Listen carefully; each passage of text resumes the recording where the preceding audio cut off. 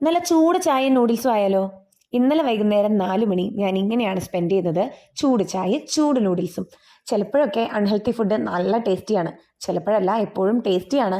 പക്ഷേ അതത്ര പ്രോത്സാഹിപ്പിക്കാൻ പാടില്ലാത്തതുകൊണ്ട് ഇടയ്ക്ക് മാത്രം കഴിക്കാം. ഓക്കെ, എന്തായാലും ചായയൊക്കെ കുടി കഴിഞ്ഞ് ഞങ്ങൾ ഫാമിലി ആയിട്ട് ഇതാ സൈക്കിളിന് കാറ്റടിച്ചുകൊണ്ടിരിക്കുകയാണ്. ഞാനും അടിച്ചിരുന്നു കേട്ടോ, പക്ഷെ അതിൻ്റെ വീഡിയോ എടുക്കാൻ ആരും ഉണ്ടായിരുന്നില്ലെന്നേ. അതുകൊണ്ടാണ് എന്നെ അതിൽ കാണാത്തത്. ഏതായാലും അച്ഛനും മോനും മമ്മിയും ഒക്കെ കാറ്റടിച്ച് നിറച്ച് സൈക്കിളിനെ കുട്ടപ്പനാക്കിയിട്ടുണ്ട്. ദെൻ ആശാൻ സൈക്കിൾ ഓടിച്ചു തുടങ്ങി. അവനിപ്പോൾ സൈക്കിൾ അത്യാവശ്യം നന്നായിട്ട് തന്നെ ഓടിക്കുന്നുണ്ട്. ഒരു കൈ വിട്ടൊക്കെ ഓടിക്കാൻ തുടങ്ങിയിട്ടുണ്ടെന്നേ. അതെവിടെന്നാ പഠിച്ചതെന്നൊന്നും അറിയില്ല.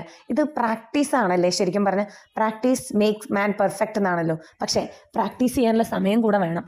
ഞാനതിൽ കയറാൻ പോലുള്ള സമയം കണ്ടെത്തുന്നില്ല എന്നതൊരു വാസ്തവമായതുകൊണ്ടും വണ്ടിയിൽ കയറുക എന്നുള്ളത് എനിക്ക് നെഞ്ചിടിപ്പ് തരുന്ന ഒരു കാര്യമായതുകൊണ്ടും ഞാനത് തൽക്കാലം ഒഴിവാക്കിയിരിക്കുകയാണ്. ഇന്നലെ ഞാൻ അധിക സമയം സ്പെൻഡ് ചെയ്തത് ഈ ബുക്കിൻ്റെ കൂടെ ആയിരുന്നു. അതുകൊണ്ട് തന്നെ ഒരു 1/4 ഭാഗം ഞാൻ വായിച്ച് തീർത്തിട്ടുണ്ട്.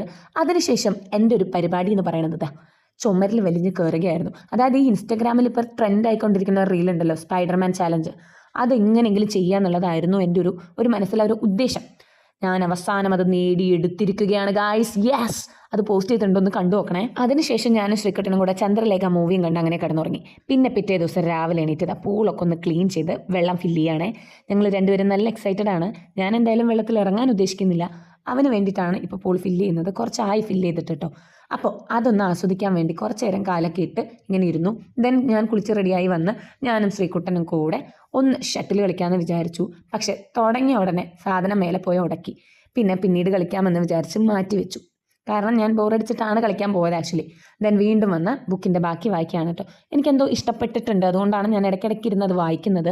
ദെൻ ഞാൻ കിടക്കുന്ന കണ്ടപ്പോൾ അവനും കിടന്ന് വായിക്കുകയാണ്. എന്തോ സയൻസോ സോഷ്യൽ എന്തോ പഠിക്കുകയായിരുന്നു കേട്ടോ ആശാൻ.